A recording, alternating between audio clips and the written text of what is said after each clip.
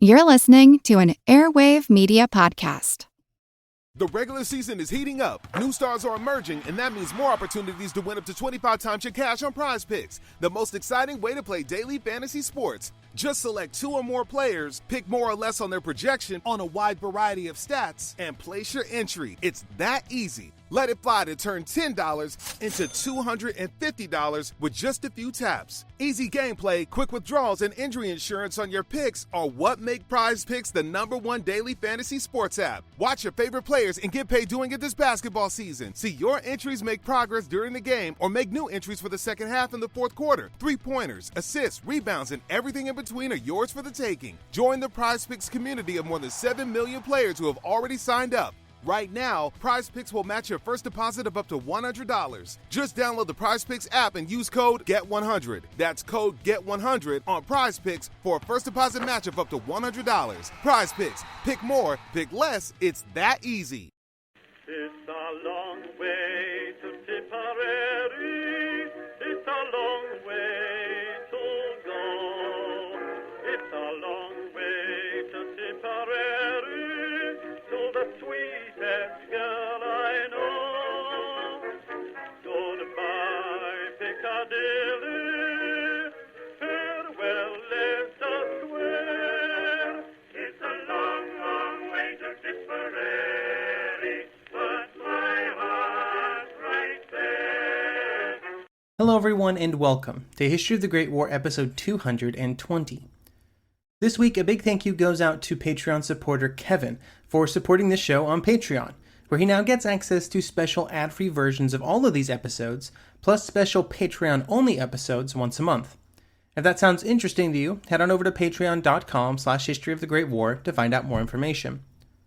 Last episode, we discussed the formation of the government in Ankara under the leadership of Mustafa Kemal and the advance of the Greek forces into central Anatolia. This episode, we will continue that story by discussing the events that would occur after the Greeks had reached their point of furthest advance. Almost as soon as they stopped advancing, the Greek position would completely fall apart. The collapse of the Greek army would not end until they reached the coast, and they would soon be evacuating all of their forces from the ports on the Aegean Sea. One of the most important of these ports would be Smyrna, where the Greek advance had begun. When the Turkish troops arrived in the city, the Greek forces were still evacuating, and there were thousands of refugees in the city also trying to find a space aboard a ship. Most of them would not be successful.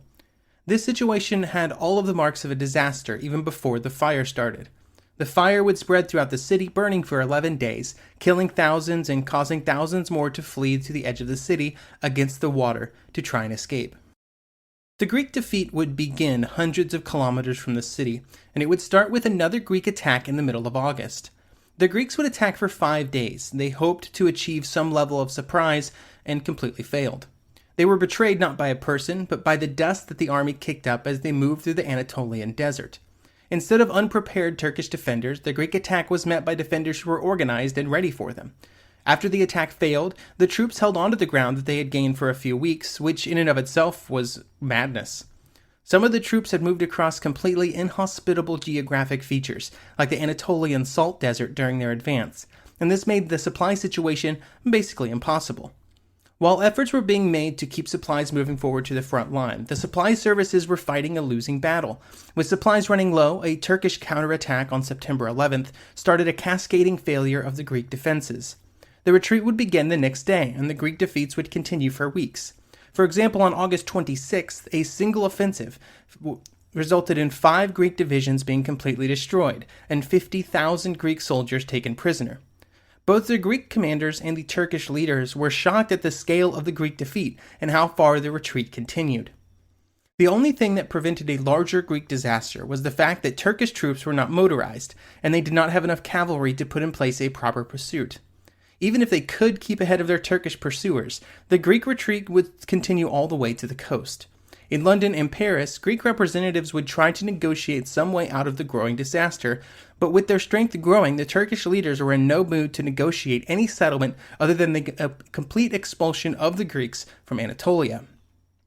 Even with their position falling apart, the Greek leaders were unwilling to consider such a negotiating position, and so with peace seemingly out of reach, the retreat continued until it reached the coast. The order before the August 26th attack was simple. Soldiers, your goal is the Mediterranean. and they achieved it. The Greek disaster would be good for Mustafa Kemal. However, there were some changes that were made before the Greek attack that made it even better for the Turkish leader. During the period of Greek advances, the calls for Mustafa Kemal to personally take command of the nationalist forces continued to grow. On August 5th, this change finally happened, and 2 weeks later he would take active command of the troops. In his book Ataturk, Rebirth of a Nation, historian Andrew Mango describes what happens next. Quote, as soon as he was appointed commander-in-chief, Mustafa Kemal issued a proclamation to the nation. The enemy, he declared, would be throttled in the inner sanctuary of the fatherland. He followed it up with 10 orders requisitioning food supplies from the civil population. Every household was to provide 1 set of underclothes and boots for the army. 40% of all stocks of cloth, leather, and flour, soap, and candles were also to be delivered immediately. All owners of transport were to move army supplies over 100 kilometers a month free of charge. All weapons had to be surrendered to the army. Taking command at this point was absolutely perfect timing for Kemal. It allowed him to avoid any possible blame for many of the early Turkish defeats, and he inherited a Turkish army that, while bruised and beaten, had an enemy that was greatly overextended in front of it, and this would allow Mustafa Kemal to take all of the credit for the coming Turkish victories. These victories would allow for the liberation of Anatolia from the Greek invaders, a victory achieved but with Mustafa Kemal in command, and this victory would lead the Turkish forces all the way to Smyrna. Before the First World War, Smyrna had been a very diverse city. It was a city that was dominated by Greek citizens, but there were several different ethnicities represented in the city, including large Armenian and Jewish populations. There were occasionally problems among the citizens of the city, but the power of the local governor was generally accepted, and he was able to keep things under control. The city was within the Ottoman Empire, and it did not really have any notable resistance or independence movements. It was just one of the many cities inside the Ottoman Empire with large groups of non-Turkish citizens. This was kind of common. After the end of the war, both the Italians and the Greeks believed that the city should come to them in the peace agreement. However, in the weeks following the signing of the armistice, neither the Greek or the Italian forces were the first to arrive in the city, and it would instead be British troops that would arrive on November 6th. There was general excitement among the population of the city upon their arrival, with non-Turkish citizens welcoming the arrival of Allied forces. While the Greeks would eventually be the drivers of many of the events in Anatolia, it would be the Italians and not the Greeks that would first prompt action from the Allies. The Italians would land in western Anatolia, which they believed belonged to them, based on a treaty that was signed with the Entente in 1915 that promised them parts of western Anatolia. It was the Treaty of London, and it brought Italy into the war. With the Western Allies no longer wanting to honor that treaty, the Italians took the matter into their own hands and landed troops. This caused quite a stir in Paris at the peace conference. The topic would be discussed on the Supreme Council on May 5th. Lloyd George, Wilson, and Clemenceau were concerned that the Italians were about to take over Anatolia, and so they turned to the Greeks. Venizelos was asked if he had troops available to land at Smyrna to counteract Italian aggression. Venizelos answered that his army was ready to land at the earliest possible opportunity. In his recollection of the events, British Chief of the Imperial Staff, Field Marshal Sir Henry Wilson, would write, quote, I asked Lloyd George if he realized that he was starting another war, end quote. As we have already seen, this is exactly what the Greek landings at Smyrna would do. Back in Smyrna, the Turkish governor, Izit Bey, was informed by the British leaders in the city that the Greeks would be landing. He would tell those same British leaders that he was very concerned about what the Greeks would do to the city. These concerns were not without merit, and due to concerns about Greek actions and the response of Turkish citizens, British soldiers were spread throughout the city to guard important buildings. There would never be enough British troops to control any violence of the city should it begin. They were just there to protect British property. On the night before the Greeks were scheduled to arrive, May 14th, there were demonstrations around the city. These demonstrations were organized to protest against the arrival of Greek forces, or the Greek invasion, as they probably would have called it. Some reports put the number of participants as high as 50,000. There were also reports of a Turkish military depot in the city handing out arms and ammunition to protesters. On the next morning, 13,000 Greek soldiers would arrive in 3 different landing spots around the city. The plan was for one group to circle around the southern edge of the city, another to move around the northeastern side, and then for the third to cut directly through the middle. This third group would be moving directly between the Turkish and Greek districts of the city in the hopes of maintaining the peace. The first ships arrived at 7:30 in the morning, and they were met not with violence but with excitement. The Greek citizens of the city came out in force, and Greek flags were seen flying all along the water's edge. After the initial reception on the docks, the Greek troops began moving. At this point, the 3rd Greek Regiment made a critical mistake. Their initial purpose had been to march down the very street that separated the Greek and Turkish areas of the city. This was purposely chosen as the route to prevent any unnecessary antagonism with the Turkish people and soldiers within the city. However, instead of choosing this route, the Greek troops marched south, which took them directly into the Turkish parts of the city, and more importantly, directly past the Turkish barracks. It was quite literally the worst possible direction that the troops could have marched. As they passed the barracks, a shot rang out. Nobody really knows who fired the shot. Each side generally blames the other. It could have been a Greek or Turkish soldier, or a Greek or Turkish citizen, or a person belonging to some other group. Some accounts blame it on the Italians. While the source of the shot was and is unknown, the results were almost inevitable. The Greek troops instantly stopped and started firing at the barracks, and then the Turkish troops fired back, and then the fighting spread to surrounding buildings. Eventually, the barracks would surrender, but the Greek troops could not be brought back under control. Joined by Greek civilians, they proceeded to move through the Turkish quarter, looting and killing as they went. The violence slowed in the afternoon, only because of rain, and then it began again in the evening. In total, upwards of 400 Turkish soldiers and civilians were killed or wounded, and about 100 Greeks also were added to the casualty list. Peace would eventually be restored, but the damage had already been done, and relations between the Turkish and Greek citizens would never really recover.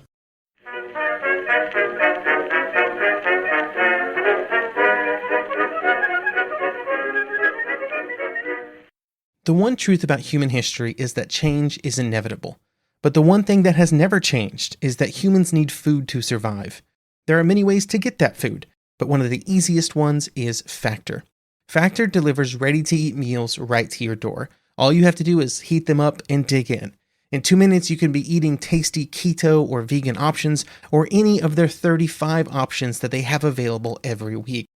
So you can choose maybe the cheesy garden herb chicken, maybe the Santa Fe green chili beef skillet, or perhaps the Caribbean spiced tofu.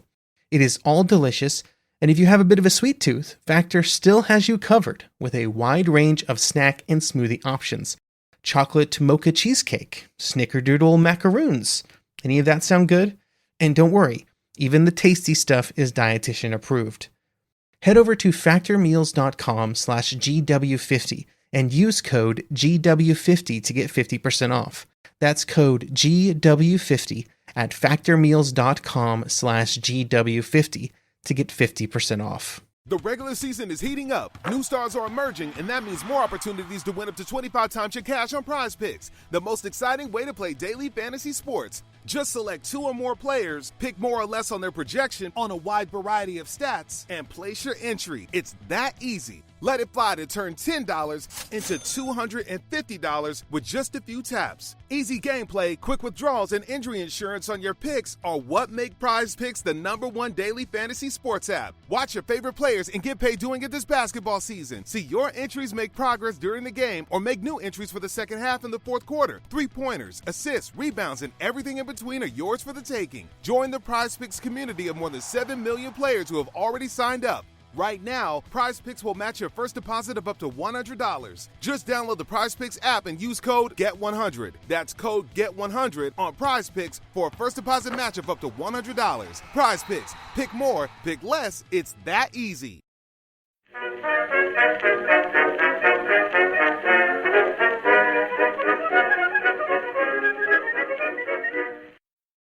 After the initial violence settled down, in the city things were relatively calm for the next roughly 3 years, as the Greeks first occupied the city and then advanced their armies inland.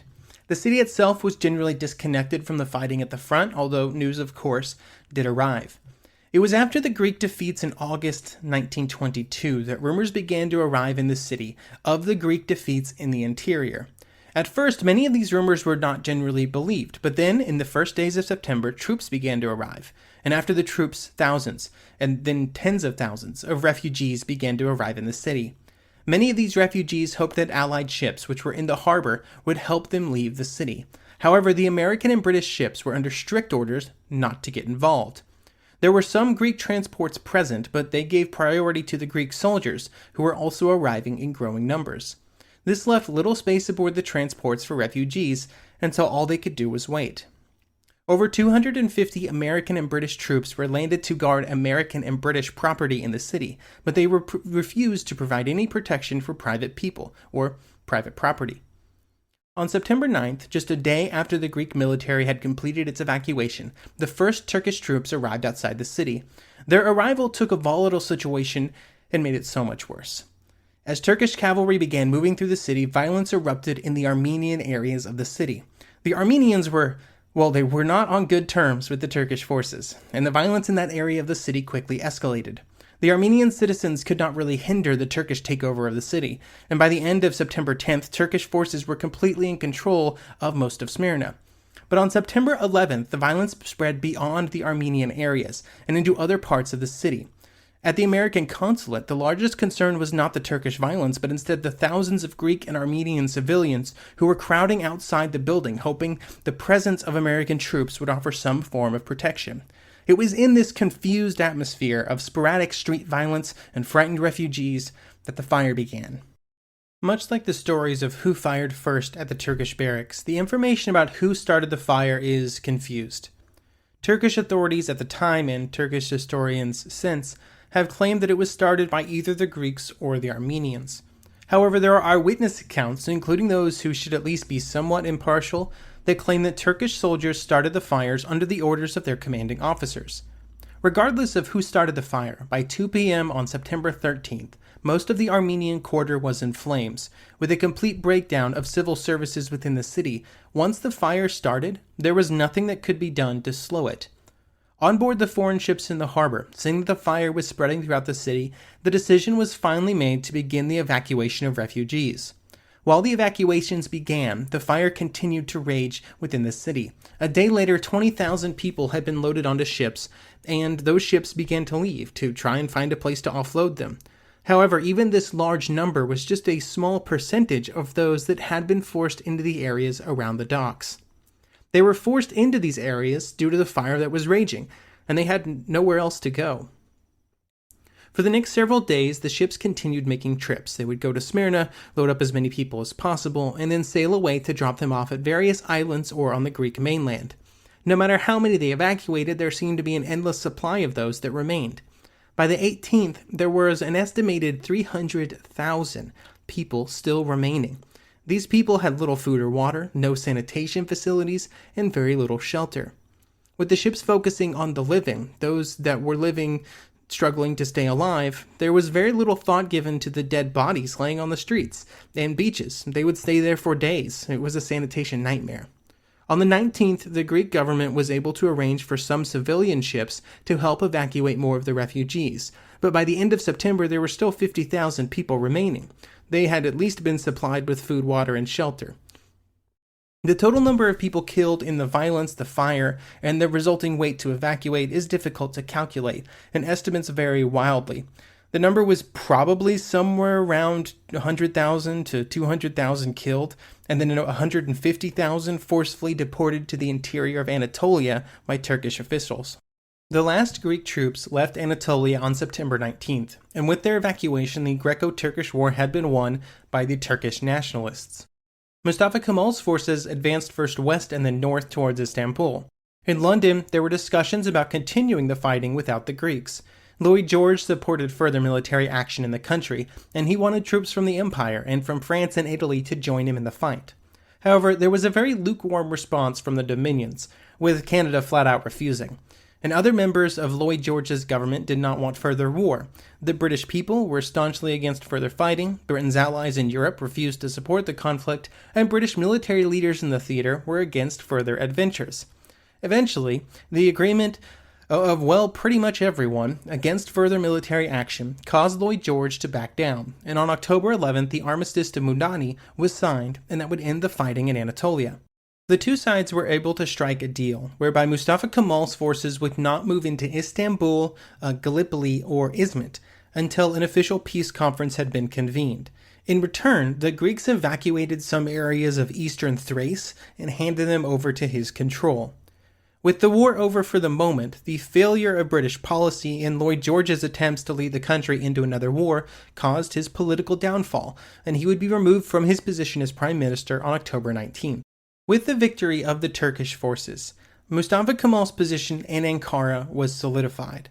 With the Greek forces defeated and the resolve of the Western powers to continue the fight wilting almost by the day, Mustafa Kemal would return to Ankara after a month at the front and give a victory speech. Even at this point, which was really a new zenith for Mustafa Kemal's power within Turkey and also for respect for the National Assembly from external powers, he would say it was clear that he was not planning on moving beyond the boundaries set by the Armistice of Mudros. He would say we must know our limitations and expend our lives only in the cause of our independence. This functioned as a direct and public repudiation of the pan-Islamism and pan-Turkism, or the idea that one state should control all of both groups, which were concepts that many members of the National Assembly were pushing for, a very Ottoman-like idea of expansion. When his speech was over, 2 bills were put before the assembly. The first, which promoted him to the rank of Muzir, or marshal, and the second awarded him the title of Ghazi. This was an important period, during which Mustafa Kemal sought to solidify his political power within the National Assembly, while others were trying to limit that power under the justification that the war had been won, now maybe we can go back to something approaching normal. While these internal political maneuverings were still ongoing, there was also an ongoing negotiation with the Western powers. These negotiations would continue until July 1923, at which point the Treaty of Lausanne would be signed. This treaty would mostly be in line with the goals that Mustafa Kemal had originally stated as the goals for the nationalist movement many years before. Essentially, all of the Turkish-speaking areas of modern-day Turkey were given over to his leadership. The new country was also given control of Istanbul and the Straits, with the only caveat being the creation of an international agreement that set some rules around trying to maintain fair use of the Straits. While the treaty addressed many of the disagreements between the two parties, one question that it left open was the status of Mosul and its surroundings in modern-day Iraq. At the time, it was occupied by British forces, and the Turkish leaders wanted it, because both knew that oil was present, and so the value of that area had significantly increased. Due to the inability of the two sides to come to an agreement, this topic was left open, with the promise of further negotiations in the future. After the signing of the treaty, the final evacuation of foreign troops began, and a few months later, they would be completed. With this, yet another victory, although a political one, Mustafa Kemal's prestige continued to rise. At this point, he would begin his platform of changes within the country, as well as making moves to assure that he stayed in power in the future. He would be successful in this, and he would remain the leader of the country, later under the title of Ataturk, until 1938, when he died. Thank you for listening, and I hope you will join me next episode as we shift our focus just a little south and east of modern-day Turkey into Mesopotamia and Egypt, as we discuss some of the revolts and revolutions that happened in these areas while the British were trying to take control of them through the mandate system. Piccadilly, farewell, let us swear. It's a long, long way to Tipperary.